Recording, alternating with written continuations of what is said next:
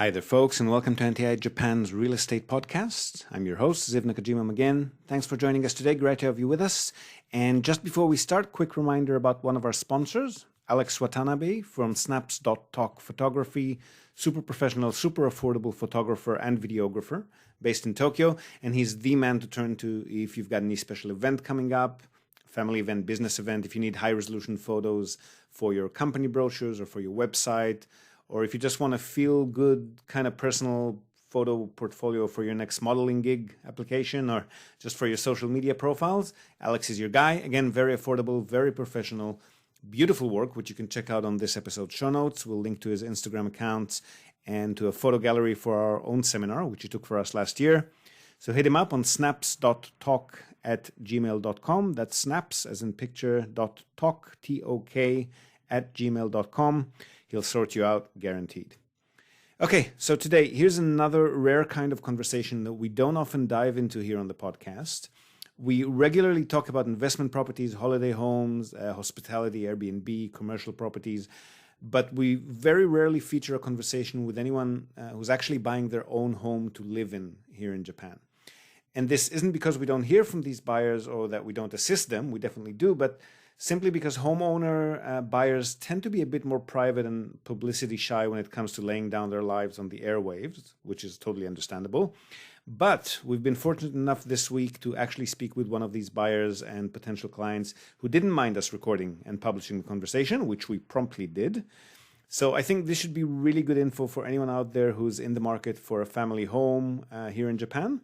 This guy's just about to move to Tokyo next year, and we've spoken about a whole lot of topics from purchase criteria, how they differ from investment properties to owner-occupied properties, purchase, sale costs, mortgages, insurance, maintenance, property tax, so on and so forth. So really good chat. The audio quality on his end of the line is a little bit low, but hopefully good enough to understand the questions and his end of the conversation. So I hope you enjoy and find some value in it, and I shall see you again on the other side. All right, go for it. So you're looking for a home to live in, is that correct? It's not an investment property you're talking about. Yeah, it's a little tricky because the way I would do it is that I would try to take out the loan according to the job that I have currently. Then I plan to move to Tokyo. So for example, like normally, in Japan, the contracts go from April to the end of March. So I was thinking, in order to qualify for the loan, obviously you're going to have to use your income. And so with my current job, the income is strong. So I was thinking of applying for a loan around December or January with the plan to move to Tokyo in April after I resign from the job and at the end of March. Okay, so when you move, you're also going to be changing jobs, are you? Yes. Okay, and that, I don't think once they approve the loan, I don't think they do any further tests down the track, so that shouldn't be a huge issue. Mm-hmm. Where are you living now, and how long have you been at your current job? I'm living in the Hokuriku area. And I've been at my current job for over 20 years. Okay, my wife is from Fukui. That's a nice coincidence. Oh, yeah, okay. Yeah, I live in Toyama, so pretty close in the Hokuriku area. Okay, so you've got the stable income history that they probably want to look at, right? Exactly. Okay, and then have you actually spoken to any lenders to see that you qualify? Not yet. I have looked at a few websites, mainly the Shinsei, the Tokyo Star Bank, and Prestia. Yeah, so I've looked at three of them. I looked at their qualifications. All of them, I would qualify, I believe, in terms of the minimum income requirement. And, the job stability part, that part shouldn't be a problem. And so, yeah, I looked at that. The only problem is the age. But it seems like when I checked a couple of years ago, the max was they wanted you to repay the loan by the time you're 70. But I saw recently on Shinsei Bank, if I'm not mistaken, that they had until you're 80. of course, I don't want to be paying the loan until I'm repaying the loan until I'm 80, but that gives me a little more wiggling room, so to speak. Yep. You know, so Can I ask how old you are now? I mean, I'm in my late 40s, 49 actually. So, Well, most loans would be over by the time you're 70 anyway, wouldn't they? I would imagine, yeah, because I'm not planning to take that 35 one, that's for sure. And I was hoping, you know, with the amount of savings that I've accumulated over the years, you know, I was hoping to try to go for something like 20 or 25 years. Yep. But yeah, that's the target. So, yeah, that's what I'm aiming for. So, and I was looking into, you know, I thought it was interesting because, you know, most of the YouTube videos and the podcasts that I've seen on your channel, not all, but it seemed like a lot were, you know, people trying to buy like the cheapest house for the cheapest price and you know, $30,000 or something. But I was thinking, well, it might be interesting to do the complete opposite of that, and you know, like buy something that, you know, like it's like the one I suggested to you. That's like in dollars is over close to like $450,000. So it'd be on the opposite side of that, you know, the continuum. Like it seemed like most people were like buying like the cheaper properties, but I thought the podcast might be interesting if we did something a brand new, you know, in the Tokyo area for about 450,000. And you know, I wanted to ask questions about that because it didn't seem like there are a lot of people going that route. Is that a mistake? There definitely are. It's just the conversations that we highlight on the podcast are usually geared more towards investors. Oh, okay, I see. So when they do buy something that's pricier, let's say over $150,000 or $200,000, they're usually looking at small buildings. So something like 4 to 8 units on a reasonable sized land plot that would be 4, 5, 6, 700,000. Okay. But again, these are investment properties, so it's totally different criteria. The people that look at the cheaper, smaller, older ones usually look at them because the investment yield tends to be higher percentage-wise. I see. So when you're looking at a house to purchase, it's quite a different set of criteria if you're going to be living in it yourself. I mean, you could, of course, if at any point you don't live there, you could, of course, rent it out. But that's not the major consideration that you're taking it. That's not the major thing you consider when you purchase. You're looking for a place to that you feel comfortable living in. So it's a totally different conversation. And also that brings me to the point that it's a little bit more challenging to advise someone on a place to live in, because the main criteria would be just basically whether you like it and you like the location, you like the layout of the house for your own personal use. So I wanted to go over some of the purchase cost if I were to do it, as a person living in the house, and what would the reoccurring costs, would they be different for somebody living in the property versus investing? Yep. Well, the purchase costs are quite similar. So it's basically depending on the price of the property. Let's say somewhere between 3.5% to 5.5% for the realtor fee. Okay. In the budget that you're looking at, it's probably going to be closer to 3.5% or 4%. And then the legal and registration costs vary depending on the official evaluation of the property. If you're buying a brand new house like the listing sample that you sent to me, that's probably going to be pretty close to market price. So you can assume, again, for this budget, probably something like between 2 to 4% legal and registration fees. Let's call it 5% worst case.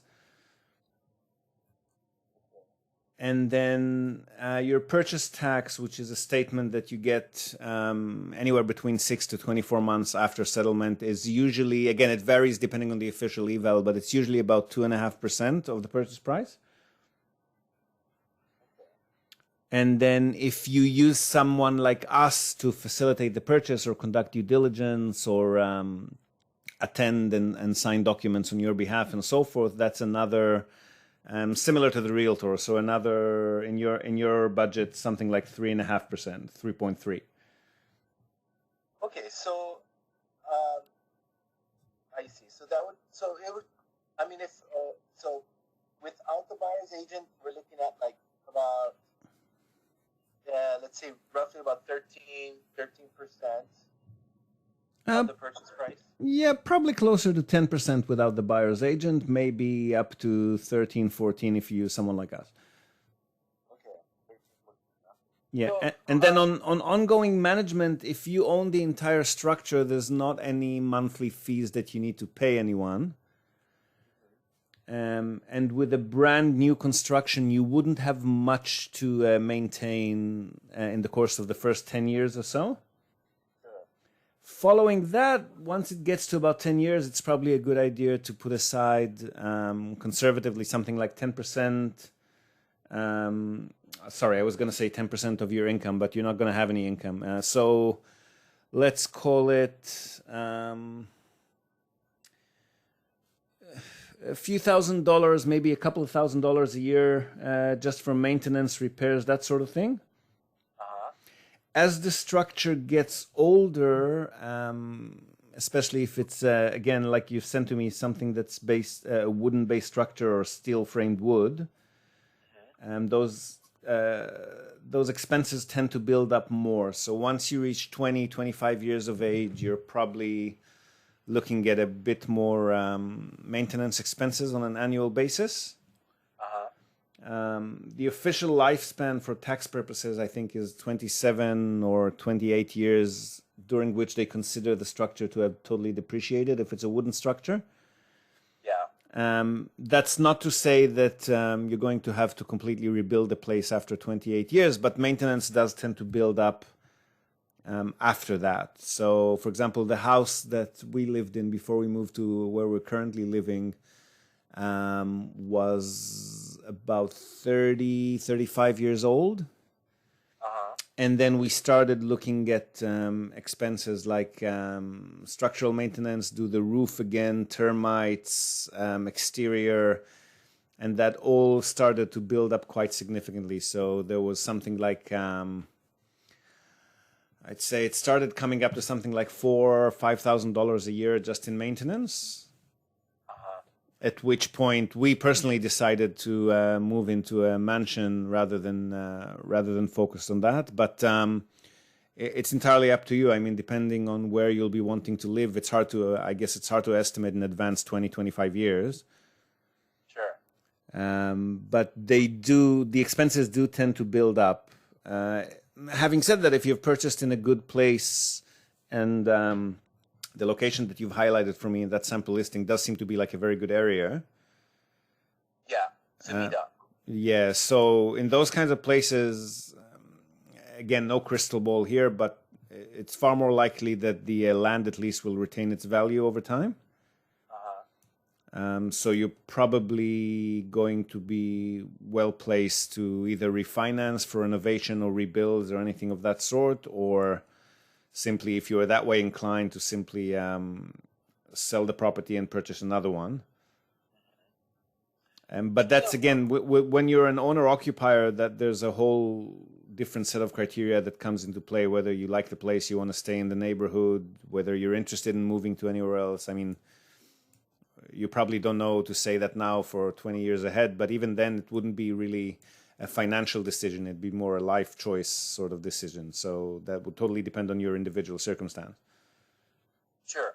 And then, so since you hit on the topic of like if I decided to move out, so with the moving out costs, say for example I did decide to like sell the house, would the cost for selling the house be the same as the cost for purchasing on average?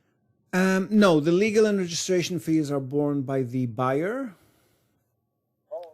So it's going to be at least 2 to 4% cheaper. In most cases, all you'd need to pay is the realtor fee. And again, if using somebody like us, maybe another fee on top of that. So worst case, if you need somebody to represent you beside the realtor, worst case maybe 6-7%. And if you're only using the realtor, then somewhere again between 3.5% to 4% for that budget. So, so if I were to sell the house using a buyer's agent, then that would be 6 to 7%. Yes, if you're using somebody like us, not a buyer's agent, but somebody who represents you as far as a consultation, negotiation, and actual signing of documents and so forth goes. I haven't asked you, but how's your written business Japanese, the kanji and keigo and so forth? The written for the speaking part is I'd say I'm about 90% fluent, and then the kanji I'd say maybe 50-60. I mean I work in education, so most of the educational kanji I can more or less recognize because I work with it every day. I have to do communications in Japanese, both by mail and speaking. So yeah, I do have a decent. I do have the Japan, the second level. A lot of my friends tell me that my speaking is definitely first, the number one level, but it's just that my grammar and other parts prevent me from getting the one. So I mean I've tried it once, but yeah, but that a long time ago. But my kanji and my ability to read has improved every year, because I see new kanji every year. But I do see a lot of reoccurring kanji within the educational kind of framework, and so like most of those kanjis I can read. And then like recently I've been doing a lot of like the house that I sent you. Well, a lot of those sites, you can translate. You can switch to English translation on Google, with Google.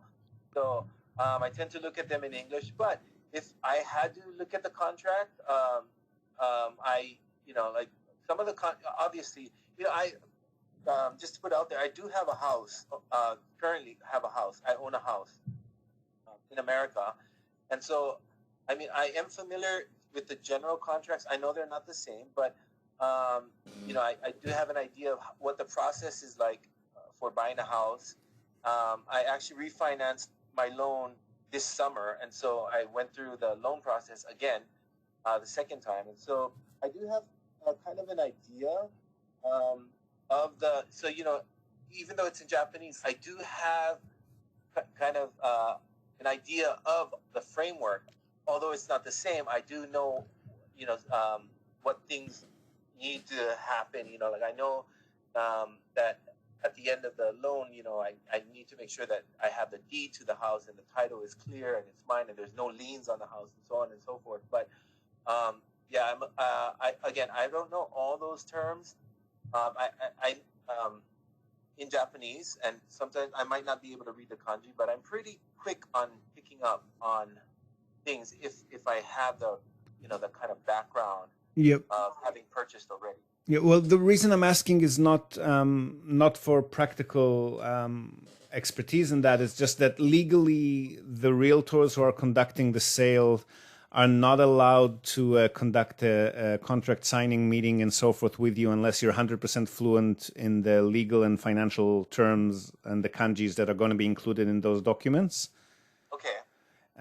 They've got a taken, which is a government certified official document reader or presenter, and they're not allowed to conduct any of these business transactions with somebody who's not 100% fluent and can understand everything that's written in those documents. I see.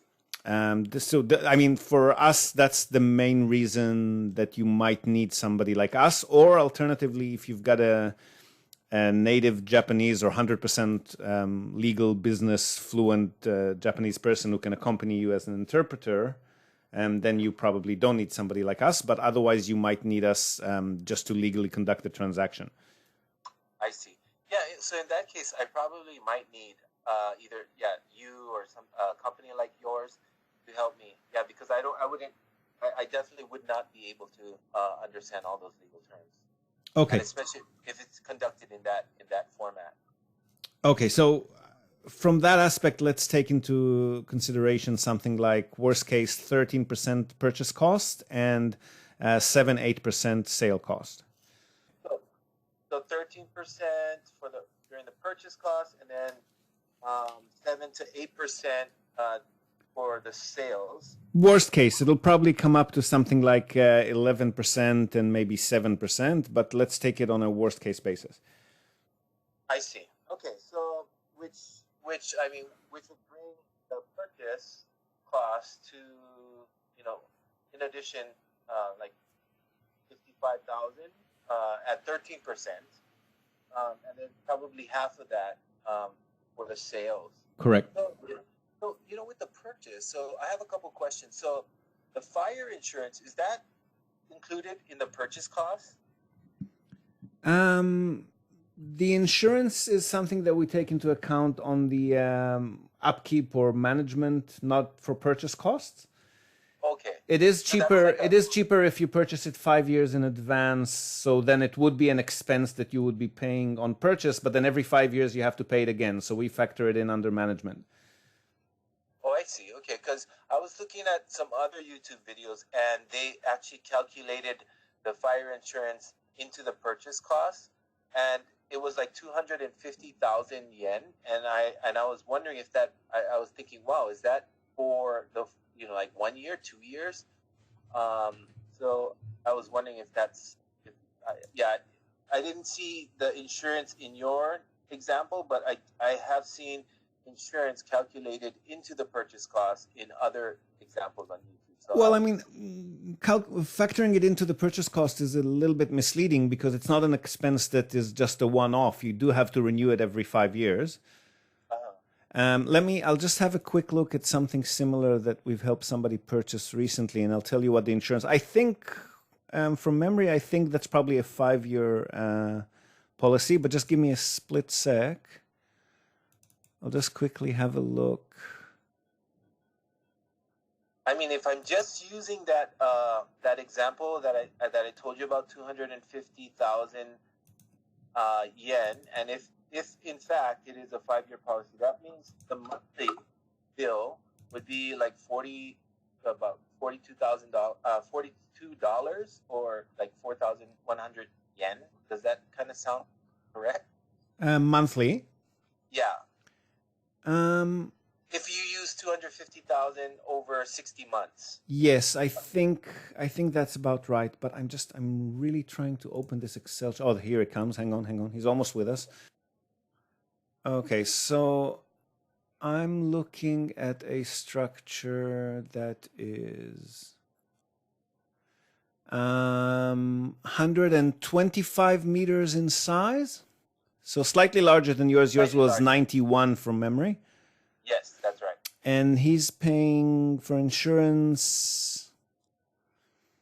He's paying 8,600 a month. So yes, I think the 4 to 5,000 sounds reasonable for your size structure. Okay. So that's most likely they've factored in 5 years of fire insurance. But again, I wouldn't count it as a purchase cost because it's something that you'll have to pay again and again whenever it expires. Yeah. Okay, that sounds good. So that's fire. Earthquake insurance is a different insurance. Right? No, that's included. Oh, that's included. Yeah. So fire, earthquake, and other natural disasters are usually all the single policy. Okay. It also covers tsunami to the extent that tsunamis are usually caused by earthquakes, so they fall under the earthquake damages. The coverage is never 100% though, so you might be looking at something like 60, 70%. Again, it varies depending on the official evaluation, but you're not looking at 100% coverage in most cases. Bringing it up to 100% or close to it would usually cost a lot more. So the frame of thinking is that by the time anything happens, you'd hopefully have already gotten some value out of the property by then. I see. Are there any deductibles on these insurance policies? They're all deductible. All of your purchase costs are deductible. Oh, I'm sorry. I mean, like in America, on certain incidences, I would have to pay. Like I don't have it in front of me, but like I think it's hurricane maybe.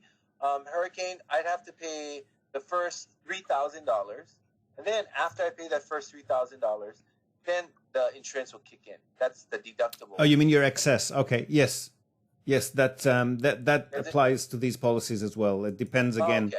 Depends again on the individual policy and the property, but there's always a certain amount that you'll have to pay out of pocket, yes. But it's usually going to be minute compared to the coverage. Okay, yeah, okay, I got. Yeah, it was. Yeah, like I don't know if $3,000 is minute compared to my coverage. I haven't used it yet, so I'm not really sure. But yeah, I know they do have deductibles in America. So they do. So it's the same in Japan. So, Ziv, I wanted to ask you, since you were talking about like a lot of these things are like dependent on the valuation. I heard that came up in our conversation a lot. So, with the valuation, I know, I believe the city ward offices determine that valuation.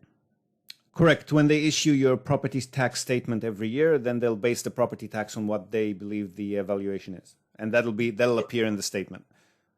Yeah. So, like for example, in America, you can go online and you can go to any county. Like my property is in a county. I can go to that county website and I can look up. I can punch in the address, and it's public record for all those properties in the county to show how much the property taxes were in 2019, 18. I don't know how far back it goes, but you can see it. That's public information. Is that the same in Japan? It is public information, but it's not as easily accessible. Japan being Japan, a lot of it is not online still. And Tokyo might be a bit different. I think there are some resources in Tokyo that you can access online. But in any case, you can always just stroll over to the local ward office and ask to receive those historical statements. They're always available. Oh, okay. So you can get, because because that seems to be like the mystery key. Because I hear that in a lot of other videos, they're like, oh, it all depends on the valuation. And I just thought to myself, well, the valuations in America, you can see them very easily. So even before you purchase, you can go online. Even if I'm thinking of buying something in Washington, America, in Washington State, in Clark County, and if you go to the Clark County website, you can punch in the address. All the information comes up. It shows the last purchase price and so on and so forth. So I was wondering if that. But thank you for responding to that. I mean, it's not readily available online yet, but if I go to the office, so if I went to the county office and then I asked them, to see the property tax for 2019, I could get that information. You could, but if you're looking at a particular property, the easiest route would be to just ask the seller and the realtor to provide the last statements. Oh, okay. Yeah, because that would give me, because I heard on some podcasts or some YouTube videos that it's the sales price and the actual price that they use to calculate the property taxes can be a huge difference. Correct. Have you seen that in the past? Yes, that's very correct. It's usually they reevaluate every few years and then they run averages. So the closer you are to the last calculation, the more accurate it would be. But there's always at least a slight difference, and particularly in areas which have gone up or down in value, but the government valuations haven't quite caught up with market price yet, and then you could see some very big differences. But in general, is the property calculation for the property taxes lower than the sales price or higher? Depends on what's happened in the area. So we've seen, for example, Sapporo, for example, took a hit after the 2011 and the Fukushima thing. And there we saw quite high property tax statements and quite high evaluations because the market took a hit, but the government haven't updated yet. Okay. And in other places, let's say Fukuoka, which is sort of a rising star, it was the other way around. So the official eval haven't quite caught up with market prices, which were shooting up. I see. So it really depends on the location. In Tokyo specifically, they probably got their finger on the pulse a little bit more. So the difference would be smaller, but it would definitely exist always. Yes. I got it. So I know we're on 30 minutes. So I just want to so say for example, I go through the purchase and then the purchase came out to 13% of the sales price. Then I did the realtor. I paid the realtor's fee, the legal, and all the registration things. I hired you guys, for example, to help me with the legal documentation. So once all of that is clear, I get the keys, the title, and the deed to the property is in my hand. So after that, like, so the monthly, of course, I'll have the mortgage fee, but what other fees will come on every month? Like, so the property tax, obviously, that would be calculated later, and either it's like I pay my property taxes in America twice a year, so I don't know how they're going to calculate that, but I'm sure that'll be a cost that'll be coming up either monthly, annually, or semi-annually. Well, they give you a statement which you can pay in one bulk payment, or you can do it quarterly. It's up to you. Okay. So besides the loan and the property tax, what are like other reoccurring costs that will come up every month? Like, is there anything else that you can think of besides the property tax and the loan? Not if you own the entire structure, no. The only thing would be maintenance, which again, if you're buying new for the first 10 years, there'd be very little of that. Yeah. Depending on whether, I don't know if, the one you sent to me only has a little garage parking concrete slab, but if you've got obviously any lawn or trees or anything, there might be a bit of gardening. But otherwise, no, just normal living expenses, internet, utilities, that sort of thing. Oh, okay.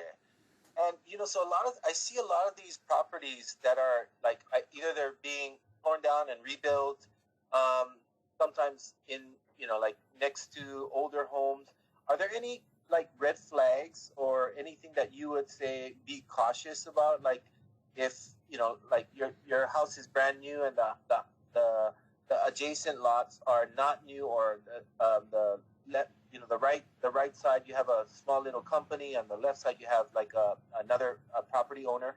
Are there any kind of red flags that I know there needs to be a certain distance from I forgot zeros the name, but there needs to be a certain amount of meters between you and the road.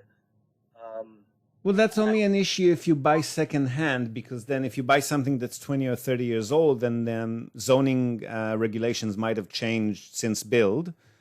Yes. But if you're buying something new, that's obviously been built based on current regulations. So that's not going to be an issue.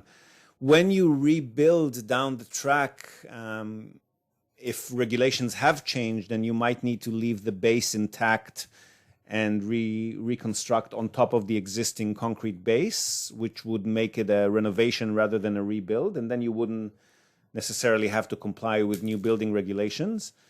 Okay. But I don't think they're going to change hugely in the big cities. They have changed a bit in the last 20, 30 years. But these days, if the property was built in the last, say, 5 or 6 years, then that's not going to be an issue at all, no. I see.